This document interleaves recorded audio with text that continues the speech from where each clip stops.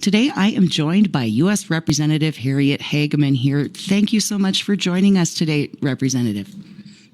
Sarah, it's good to be back with you.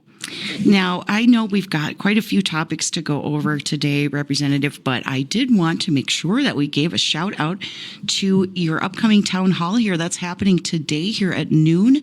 It's from noon to 1 p.m. at the National Museum of Military Vehicles in Du Bois. And I know, Representative Hageman, that you've made a promise to voters to kind of get out here in the communities and visit with us and answer our questions. And I'm wondering if you could touch on that commitment that you've made to us and how that's been going. So when I ran the first time in 2022, that was a promise that I made because I think it's important in a democratic republic that if you're going to represent the people, that you go talk to them. And so I have always been the kind of politician, who really does believe that my job is to represent the citizens of Wyoming. And so I have now done 19. This will be my 20th town hall. I have 3 more to finish. Some of them have been pretty lively, as I'm sure your listeners have seen. Some of that is I think, some outside forces. For example, when we were in Laramie, Wyoming, it was very clear to me that there were some outside forces that were brought in to disrupt that. But for the most part, we've had a pretty good dialogue across the state. People are concerned about the one big beautiful bill. They're concerned about, crime. There's all different kinds of things. I think one of the biggest issues, obviously, is the border. And as we've seen, the metrics and statistics over the last 7 months are just astounding in terms of President Trump's efforts to secure that border, along with the resources that we as Congress have been providing. I think we're getting a handle on that. So the town halls have been great. I usually do about a 20-minute introduction where I give a summary of what we've been doing and the kind of work that I've been participating in, the bills that I've been leading or voting on, or what we've been doing in the committees. And then I open it up for questions so that we can address the issues that are unique to each of our communities. Yeah, that I have definitely been to several of your town halls, Representative Hageman, and I think, it's really wonderful to see you being willing to come in and really meet with folks eye to eye. That's not something that we see from everyone. And I think it really drives the point home that, you are a real representative for us and you take our voices straight to Washington on our behalf. So it's a great opportunity. If you haven't been to one of Representative Hageman's town halls, today's your chance to do it. Again, it's from noon to 1 p.m. at the National Museum of Military Vehicles in Du Bois. Now, Representative Hageman, I wanted to touch on a couple of pieces of legislation here that I think we've got our eyes on. One of the most recent ones that I was reading about here has to do with flexibility when it comes to spending on federal highway dollars. And I know, once in a while, our local governments here will have a project that kind of checks all the boxes for the federal government, and they'll get funding for that. But they might have another project that's a little more pressing, and that really becomes an important ability for governments to be flexible, to meet the needs of their communities. And I'm wondering if you can just outline what this bill would do, what you're aiming for here with providing more flexibility when it comes to our roads. Well, you've really kind of summarized it. It's extremely important that the people on the ground, in the communities, on the highways, on the roads, the people who are the most affected by these decisions are the ones that are involved with the decision making. And as you indicated, sometimes you may have a project that checks all the boxes in terms of what they want to see in Washington, D.C., but you might have a washout near Wingo, Wyoming, and you're going to have to go in and fix that road. And we need to move some money around to be able to do that. So we're just simply, right now, there's a flexibility where we can do that with about 50% of our money, but we're trying to expand that because, again, I'm always trying to bring government back to the locals, back to the most local level, because I think those are your best decision makers in terms of meeting the community needs. So we're going to increase that to 75% of the funding so that it does give that additional flexibility. It's just another way of making sure that those of us who are working in Washington, D.C. are being responsive to the needs of our states. Well, that is certainly one for us to watch here back home. I know, I cover a lot of towns and cities here in this part of the state, and I kind of end up seeing this problem present itself, pretty frequently. We know here on the ground what really needs the most of attention. Whether it meets all the criteria. Well, and things change. Yeah, Things change. You had a canal, you have a canal wash out their lingo, and it might take out a road. And that might not have been the road that was high on the priority list, but it's something that we've got to address. And so it's those kinds of circumstances. And one other issue that I think we ought to briefly address with regard to the transportation side of things. If you'll remember earlier this year, I brought to the attention of the administration the fact that we have an untold number of non-English speaking truck drivers on our roads. And the accidents have just absolutely skyrocketed because they can't read our signs.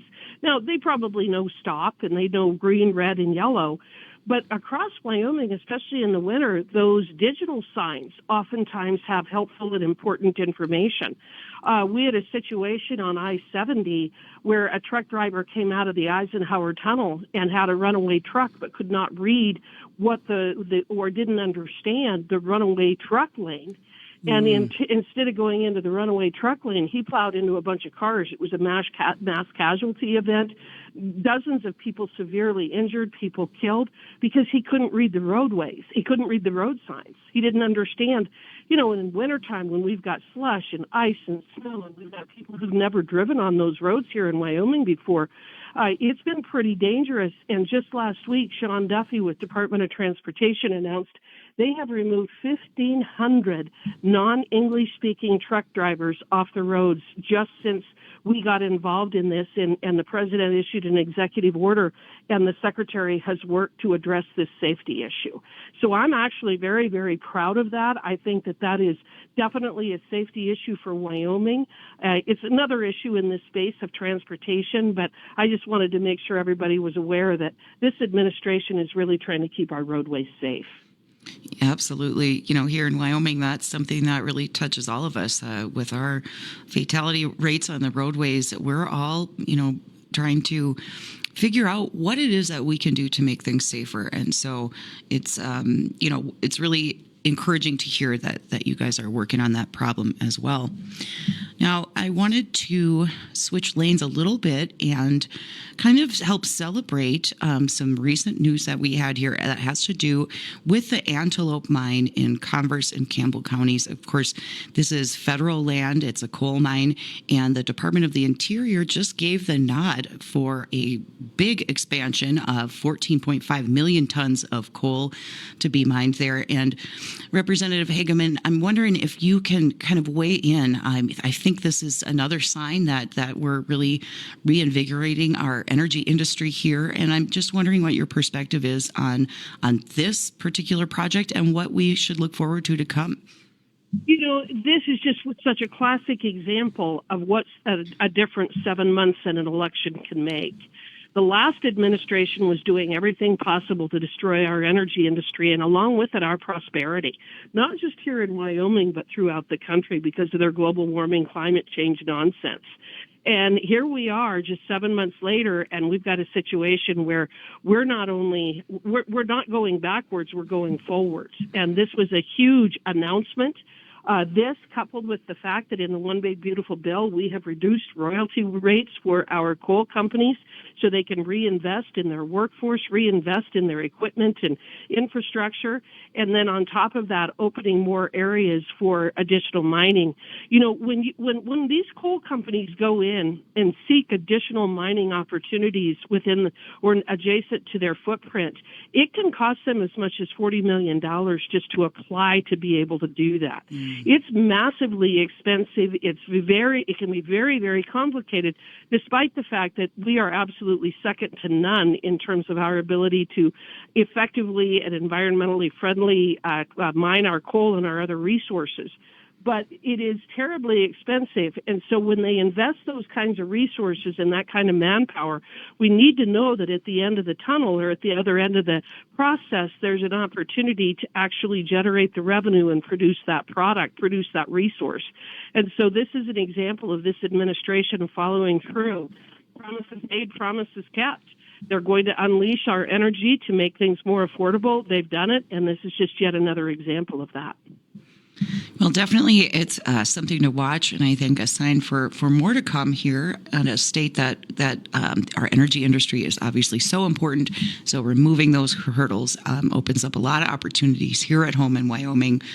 Now, we have talked about this next topic a few times, Representative Hageman, but I definitely think it's something that is important to a lot of people here. It's a fight, I think, that we have continued to return to, and now it feels as though perhaps the stars are starting to align, and that is the topic of making some improvements to the Endangered Species Act. I know we've got a rename effort that you've helped lead the charge on, and some folks see that as somewhat symbolic, but I think that when it comes to the idea of delisting greater Yellowstone grizzly bears, that's something that you've worked really hard on, and I'm wondering if you can just sort of lay out where we're at in this path and where we are headed and what your hopes are for the next few months here in terms of reform.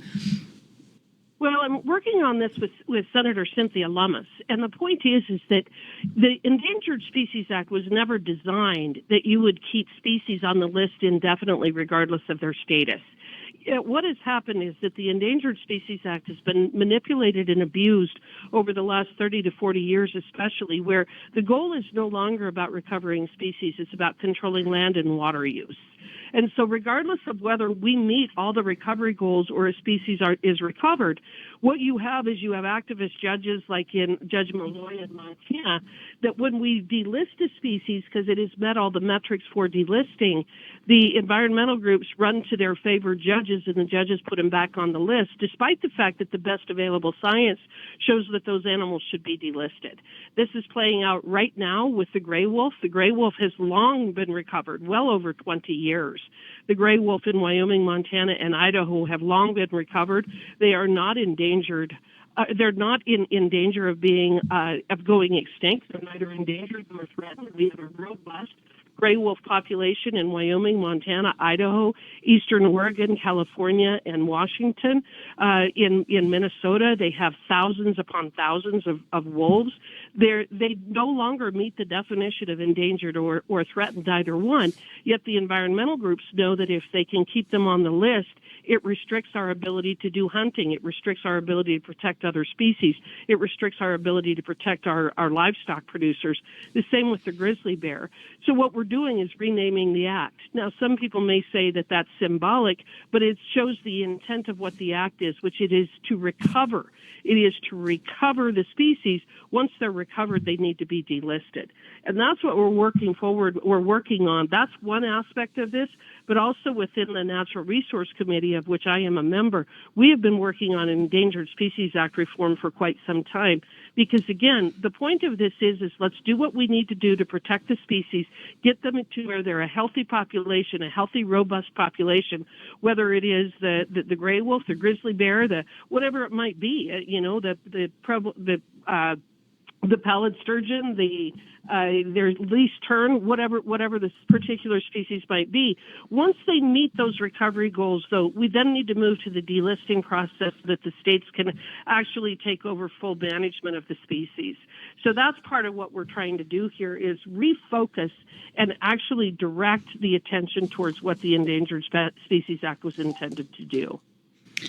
Yeah, I think that is such an interesting and important topic for people to have an open mind about, regardless of which side you feel like you might be on. When it comes to grizzlies, when it comes to some of these species, sometimes I think people who oppose these reforms, feel like they are sticking up for the animals. But, when you really put it into perspective here, whether it's grizzlies or wolves, having a population, exploding has some consequences too for the health of that species. So, I mean, we really, especially when it comes to grizzly bears, I mean, right now, up in Brooks Lake, we've got basically cleared out the fisher people because we've got a grizzly up there who's habituated to the lake, who's eating the fish guts, maybe the fish that a fisher person, threw back, an angler decided what wasn't going to keep and didn't make it. And so, that grizzly bear likely is going to, pose a pretty challenging situation for wildlife managers about whether, can we keep this bear alive or not? We don't want grizzlies habituated to humans.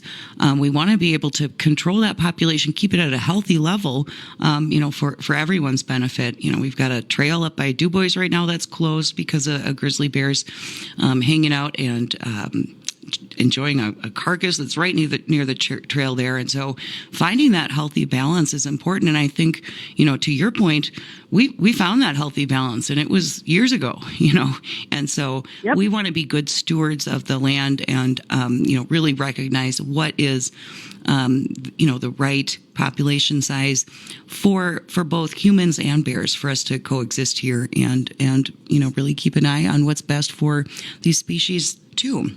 So Yeah. absolutely. Yeah. Well, Yeah. well, I think, and I agree with you. I agree with everything that you said. It's a balance. And when man intervenes and attempts to pick or choose one species over others, you can get an imbalance, and especially when you're talking about apex predators. mm-hmm. And the gray wolf and the grizzly bear are both apex predators. And when you protect them at the expense of all your other wildlife is going to start cascading into potential threatened status. And so that's why you want your people, again, what I said about transportation, it's the same thing when you're talking about species management. We have experts right here in Wyoming. We have 9 people in the Wyoming Game and Fish Department that are dedicated to grizzly bear management. And I can assure you the Fish and Wildlife Service doesn't have that. That just demonstrates the interest that Wyoming has in protecting that species. We're much better at it than the Fish and Wildlife Service is.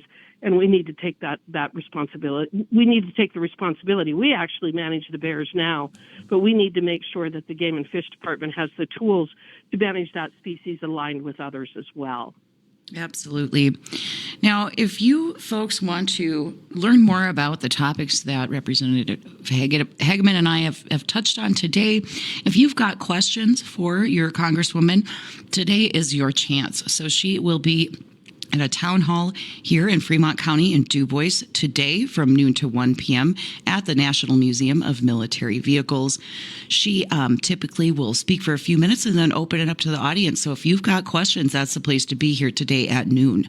I want to thank you once again for joining us here today on WyoToday Newsroom. Representative Hageman, it's always such a pleasure to talk. Thank you. Thanks for having me.